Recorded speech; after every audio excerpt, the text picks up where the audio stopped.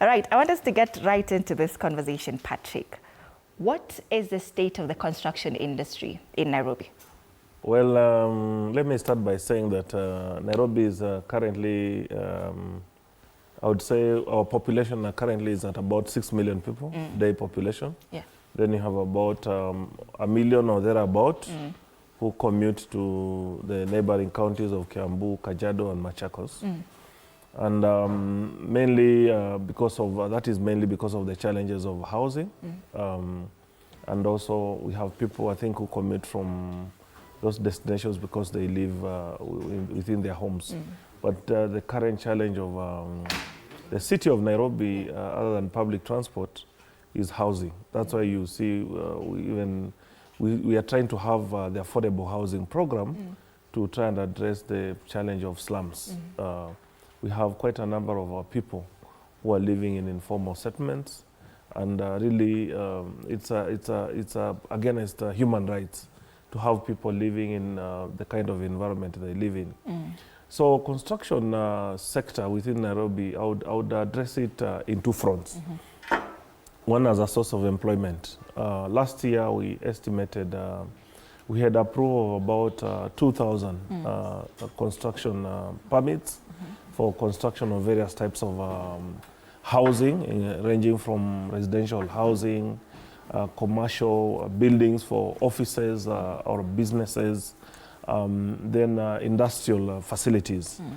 And these construction permits and projects have been a source of employment to about 3 million city residents.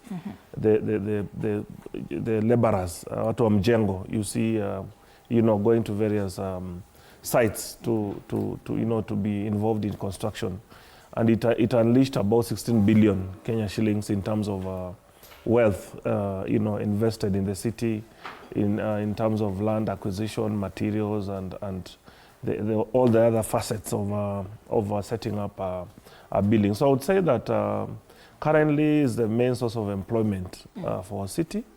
And as a department, we've done a lot to support it. We have automated our approval process in terms of development applications.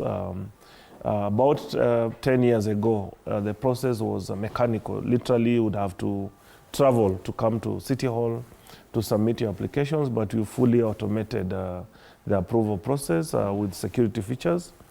We are now going to put in place a new policy framework to develop, to guide the development, projects that the county receives and considers for approval. So I'm very delighted to report that construction sector in Nairobi is leading in the country, not only in the country, even in East and Central Africa, going by Kenya National Bureau of Statistics, census surveys. Now, we are talking about there being a shortage of affordable housing in Nairobi. And you say you have a plan of wale watu ambao wako slums to also give them just an area where it's conducive for living. But are they all able to afford the living in, let's say, not really luxurious areas, but these affordable houses, I believe they'll still be paying something for them. Yeah. So will they be able to actually afford these houses that you are building up for them? So affordable housing is being implemented by county governments and national government. And there's heavy subsidization in terms of, for example, Nairobi, we are providing land. The land, we are going to provide land in terms of the estates that the city county owned. And in return, then you get a partner who brings in capital, mainly to construct. And that helps to make sure that the final product you have, the cost of access to that product is such that it can be assessed by a common man. I think the same principle also being applied by the national government. So indeed, affordable housing is affordable and accessible to the urban poor. Yes. We will be there no matter what. We'll be there. We'll be there. Now, Nairobi's establishment as a railway hub, has it shaped the Nairobi's urban landscape in a positive way or a negative way? Tremendously. Positive or negative? Tremendously. I'll start with the positives. Yeah. Thank you for making reference to the railway hub. I mean, we know that Nairobi was started as a railway depot. I mean, a stop point on the railway transport to Uganda. And it evolved from around 1806 up to date as an urban area. Of course, there are challenges in terms of the landscape. This originally was a wetland area, so you have issues of drainage, and that's why when it rains, we really have, it floods so fast because of the cityscape. I mean, in terms of drainage. But in terms of strategic location and importance in the region, it has really propelled the city to, one, now our city is like the gateway to the East and Central Africa because of transport, air transport, railway transport. We have the Northern Corridor, the major road that goes from North Africa to South Africa, passes through Nairobi. And I think this has really continued to push us forward in terms of contribution to the region economy, so much that our city contributes to about 50% of the GDP of the country. Consequently, it has attracted a lot of population, and that's why I'm saying that we must fix the problem of housing, because you cannot have millions of people who live in informal settlements. They have no access to sanitary facilities. Every day we are having problems with fire, infernos, because of electric defaults. There are issues of crime, waste management in those settlements. So those are, on the flip side, because of the city's attraction to a huge population, we're having those urbanization challenges within the city. Yeah. But we have a plan to fix them. Yes. You have a plan to fix the drainage system or to fix the... I said urbanization challenges. I've talked about housing. I've talked about waste management. We have fire disaster. Yeah. We have that urbanization. We have public transport. I mean, it's a whole range of issues. Yes. But now coming back to these drainage systems, we see floodings, we see there's illegal dumping. I could also say we also see unplanned settlements, if you'd correct me if I'm wrong on that. But these are crippling. These are flooding, illegal dumping, unplanned settlements are really crippling the drainage system in Nairobi. So what are you doing to address this particular issue? Yeah, so you saw last year the county government of Nairobi, together with the national government, embarked on a very rigorous process to clear all settlements that are encroaching on the rivers of Nairobi, because that's where we really experience serious flooding.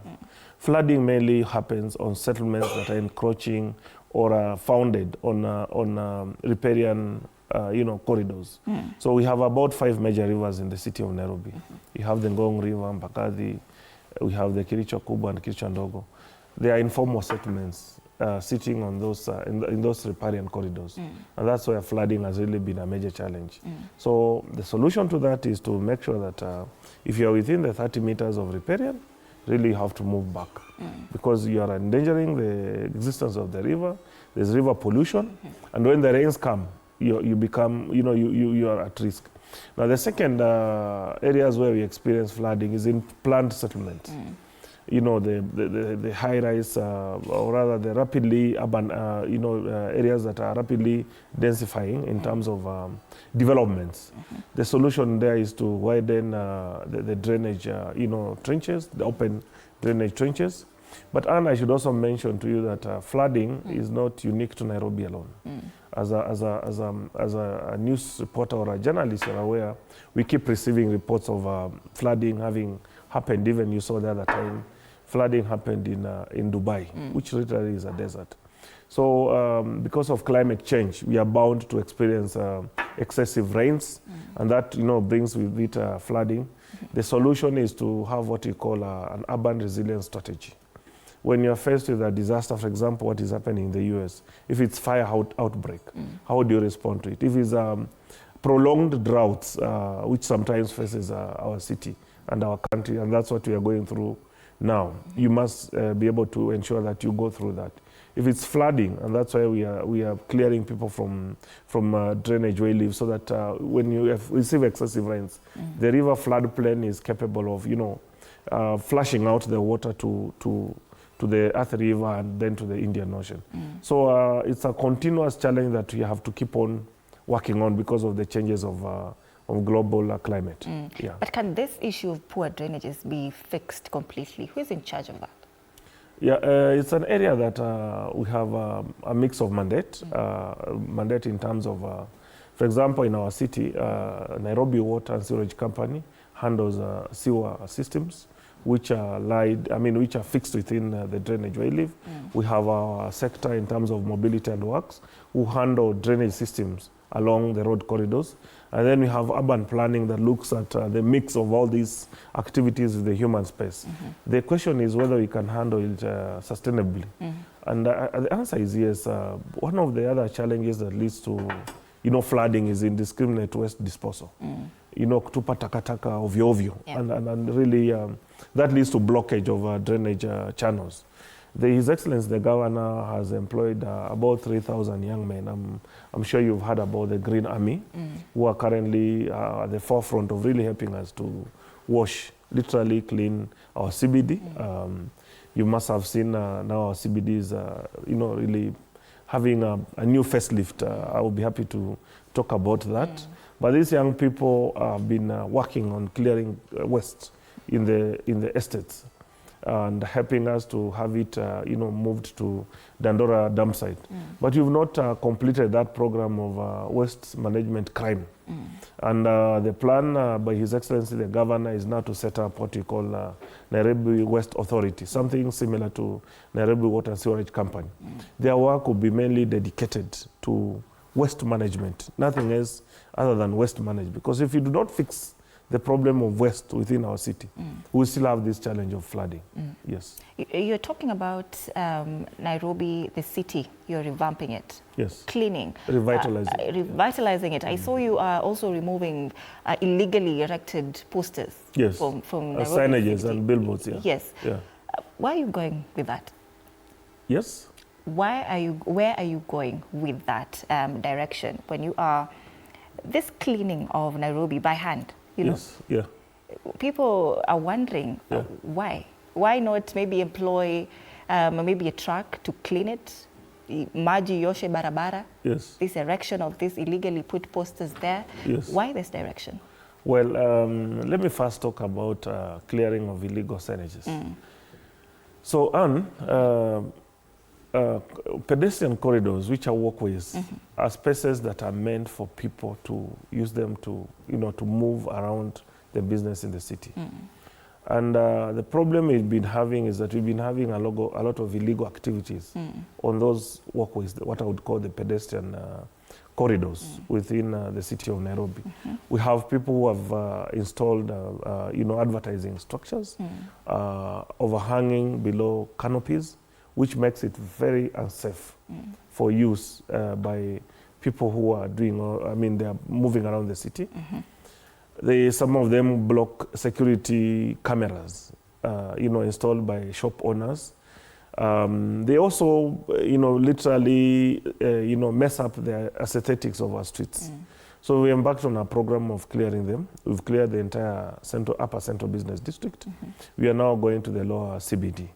And I can tell you, the rest of the guys in the lower central CBD are now removing those structures for themselves.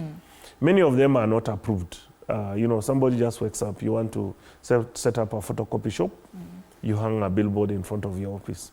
You want to set up a salon and a barber shop, another signage in front of your shop. I mean, really, it cannot continue that way. Now, concerning cleaning, I don't really understand why you have a problem with us with us literally cleaning our city ourselves. It's actually Nairobi doing that. So maybe other counties can also take one too. Yes, I know there's technology in terms of we have machinery that you can use for cleaning the roads and that is going to be acquired. For example, we have now acquired specialized machinery called refuse compactors. As you collect the waste, you're able to compact it, especially the non-biodegradable, and that reduces the volumes and it reduces the transport in terms of to the waste disposal.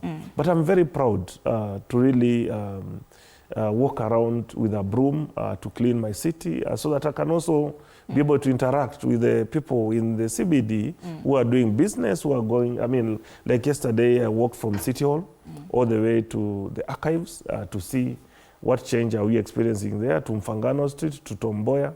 And during that walk with some of your colleagues in the media, we received a lot of positive feedback. We also got an opportunity to know what is it that we've not yet done right that we need to fix. Yeah, like we have to fix the problems of border once we are done with the hawkers, once we are done with the illegal signages, once we are done with garbage, we have to finally, you know, ensure that the borders whom we've given designated areas where they can pick and drop people, because these people are part of our economy. Let me also make this very clear. His Excellency the Governor appreciates the role of hawkers, the role of borders, the role of public transport players in our city. But there has to be order. There has to be order in the sense that you must have a space where you can run your business from the shop. The other guy should also have a space where they can sell shoes or books within our city. We are all contributing to the growth of the city.